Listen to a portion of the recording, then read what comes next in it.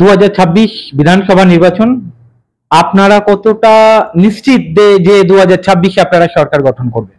দেখুন, এ নিয়ে কোনো দ্বিমতই নেই। আবার আমরা একদম আমি আপনাকে 100-200% বলতে পারি। বাংলার যে উন্নয়নটা হচ্ছে, বাংলার যে কাজটা, কিছু কিছু বিতর্ক হয়েছে, এটা নিয়ে আমি অস্বীকার করি না। দেখুন, বাস্তবটা বাস্তবের জায়গা বলতে হবে, সত্যটা সত্য বলতে হবে। আর আমি সবটা আমার ঠিক, কোনোটা আমার ভুল নেই, এটাই মানব।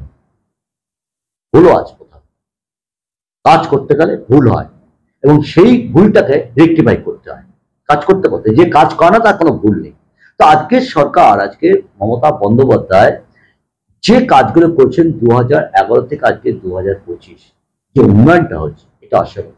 আজকে ভাবুন তো, আপনি স্বাস্থ্য সাথী, আপনি একটা সময় ভাবতে পারতেন, গরিব মানুষ ভাবতো যে কোথায় ট্রিটমেন্ট করবো, হসপিটাল নিয়ে নানা প্রশ্ন থাকে, নানা বক্তব্য আছে, অনেক বক্তব্য আছে, কি ভালো কি খারাপ বলতে আছে। আজকে গরিব মানুষের কাছে আপনি একটা স্বাস্থ্য সাথী কার্ড দিয়েছেন যে না, তুমি 5 লাখ টাকা তুমি ট্রিটমেন্ট করতে পারো, তুমি 5 লাখ টাকা তুমি ট্রিটমেন্ট করতে পারবে। তো আজকে এটা পেয়েছে মানুষ।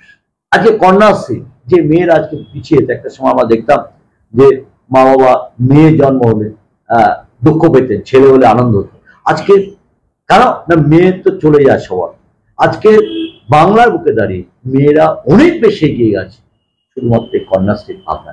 তো এই যে প্রকল্পগুলো একটা পর একটা মমতা বন্দ্যোপাধ্যায় দিয়েছে, এই জায়গায় দাঁড়িয়ে, এবং আজকে ধরুন এই যে পাড়ায় সমাধান বলছে, এত মাইক্রো, রাজীব গান্ধী তিস্তা পঞ্চের ব্যবস্থা নিয়ে এসেছিলেন সারা অল ইন্ডিয়াতে।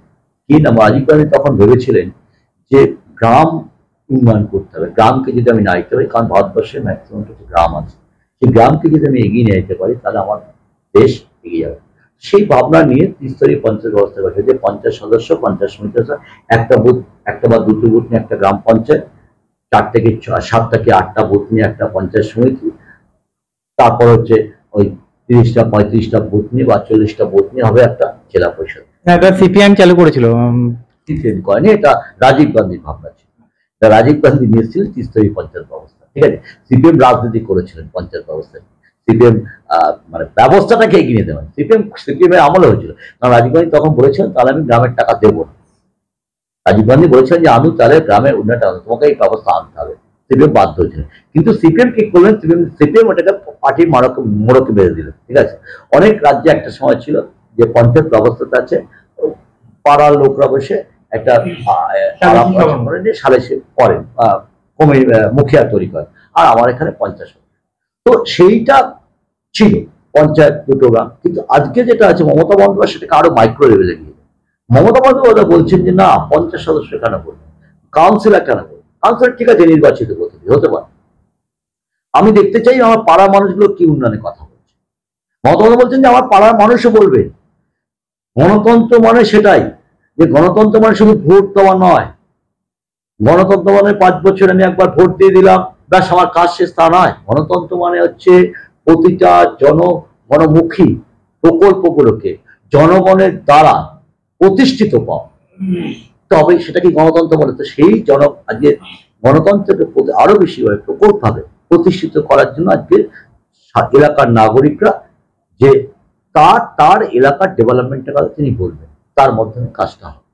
তো এই যে কাজটা, এই যে ভাবনাটা, এই ভাবনাটা কিন্তু সারা ভারতবর্ষের বাংলা আজকে অনেক প্রকল্প মহারাষ্ট্র, রাজস্থান সব গ্রহণ করছে।